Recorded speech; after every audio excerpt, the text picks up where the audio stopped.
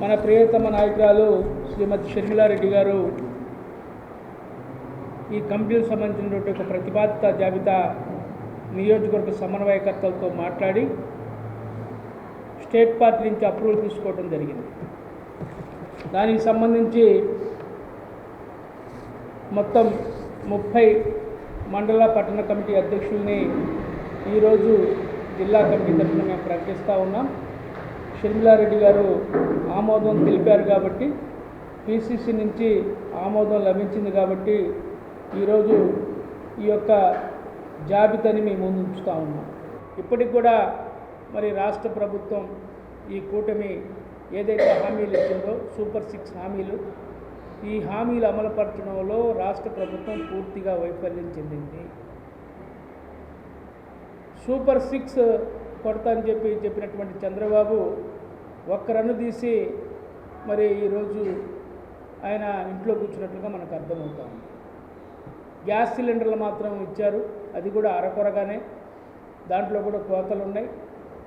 మరి మనం చూసినట్లయితే రాష్ట్రంలో 1,20,00,000 మంది గ్యాస్ కనెక్షన్లు ఉంటే కేవలం 80 లక్షల కనెక్షన్లకు మాత్రమే మొదటి సిలిండర్ ఇచ్చినట్లుగా మనకు వార్తలు వస్తూ ఉన్నాయి. అలాగే ఉచిత బస్సు సౌకర్యం కల్పిస్తున్నటువంటి రాష్ట్ర ప్రభుత్వం మనం చూస్తూ ఉన్నాం. మహిళలందరికీ కూడా మరి ఉచిత బస్సు సౌకర్యం కల్పిస్తాం. రాష్ట్రంలో దాదాపు 30 లక్షల మంది మహిళలకి ఉచిత బస్సు సౌకర్యం కల్పించినటువంటి ప్రభుత్వం మరి సంక్రాంతికి ఇస్తాం, శివరాత్రికి ఇస్తామని చెప్పి ఇప్పుడు దాకా మభ్యపెట్టుకుంటూ వచ్చారు. అలాగే రేపు ఉగాది కూడా ఈ నెల 31వ తారీఖున ఉగాది కూడా వస్తూ ఉంది. మరి ఉగాదికి కూడా బస్సు సౌకర్యం ఏర్పాటు చేసినటువంటి హామీ ఎక్కడ బడ్జెట్లో కూడా పెట్టినటువంటి పరిస్థితులు మనం చూస్తూ ఉన్నాం. అలాగే నిరుద్యోగ సమస్యలను పరిష్కరిస్తాం. అలాగే మెగా డిఎస్సి వేస్తామని చెప్పి ఇప్పటికి కూడా మరి 9 నెలలైనా ఈ నెలలో వేస్తామని చెప్పి మన ఏదో లోకేష్ గారు చెప్తా ఉన్నారు. ప్రైవేటు స్కూల్స్లో దాదాపు మనం చూసినట్లయితే 32,000 మంది టీచర్ పోస్టులు ఖాళీగా ఉన్నాయి. 16,342 మంది టీచర్లని రిక్రూట్ చేస్తామని చెప్పి ప్రభుత్వం చెప్తా ఉంది. అలాగే మనం చూసినట్లయితే గత 5 సంవత్సరాల్లో దాదాపు 12 లక్షల మంది పిల్లలు డ్రాప్అవుట్స్గా ఉన్నారు, స్కూళ్ళకి వెళ్లకుండా. ఎందుకంటే వాళ్ళ తల్లిదండ్రులు మరి ప్రైవేట్ స్కూళ్ళు తెరిపించేటువంటి స్తోమత లేదు.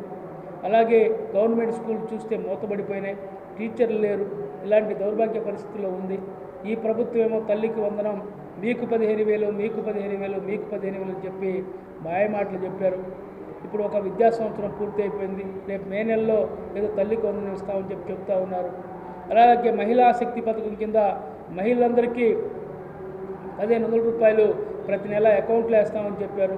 దానికి అతిగతి లేదు. ఇలాంటి పరిస్థితుల్లో అలాగే రైతులు చూసినటువంటి రైతులకి రైతు భరోసా ఇస్తామని చెప్పారు. 20,000 రూపాయలు ప్రతి రైతు అకౌంట్లో జమ చేస్తామని చెప్పారు. కేంద్ర ప్రభుత్వం ఇచ్చేటువంటి 6,000తో కలుపుకొని 3 దఫాలుగా ఇస్తూ ఉన్నారు. కేంద్ర ప్రభుత్వం ప్రధానమంత్రి కిసాన్ యోజన కింద గత నెలలోనే తలా 2,000 రూపాయలు రైతుల అకౌంట్లో వేసిన విషయాన్ని సందర్భంగా గుర్తు చేస్తూ ఉన్నా. మరి ముఖ్యమంత్రి గారేమో ఆ యొక్క కేంద్ర నిధులతో కలిపి వేస్తానన్నాడు, కానీ మరి ఒక్క వాయిదా కూడా ఏనటువంటి పరిస్థితి మనం చూస్తూ ఉన్నాం.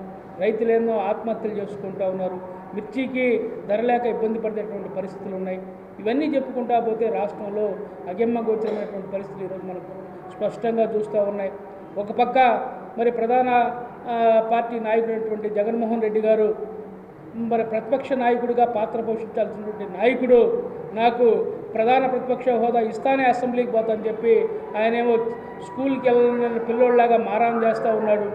నేను చాక్లెట్లు ఇస్తే స్కూల్కి వెళ్తానట్టుగా ఆయనేమో స్కూల్కి వెళ్ళకుండా, ఆయన అసెంబ్లీకి వెళ్లకుండా తన తోటి శాసనసభ్యులు 11 మందిని కూడా అసెంబ్లీకి పంపకుండా గంటల ప్రెస్ మీట్ పెట్టి మాట్లాడుతూ ఉన్నాడు. ఇది చాలా దుర్మార్గం. ప్రజలు అతను ఎన్నుకున్నందుకు ఎందుకు ఎన్నుకున్నారు? మరి ఆ యొక్క పులివెందుల శాసనసభ్యుడిగా ఎన్నుకున్నారు. పులివెందుల సమస్యల గురించి మాట్లాడాలా. అలాగే మనం చూసినట్లయితే మరి ఒక ప్రధాన ప్రతిపక్ష నాయకుడిగా అసెంబ్లీలో మాట్లాడవలసినటువంటి వ్యక్తి ఈరోజు అసెంబ్లీకి వెళ్లకుండా ఉన్నాడంటే ఏమనుకోవాలో అర్థం కాని పరిస్థితి మనకు ఈరోజు అర్థమవుతూ ఉంది. అందుకనే కాంగ్రెస్ పార్టీ ఈ రాష్ట్రంలో షర్మిలారెడ్డి గారి నాయకత్వంలో ప్రజాపక్షంగా మేమందరం పోరాడుతున్న విషయాన్ని మీకు దృష్టికి తీసుకొస్తున్నామని చెప్పి తెలియజేస్తా ఉన్నాం. మీరు ఎన్నికల ముందు చెప్పారు ఎల్లుగొండ ప్రాజెక్టుని మేము త్వరలో పూర్తి చేస్తామన్నారు.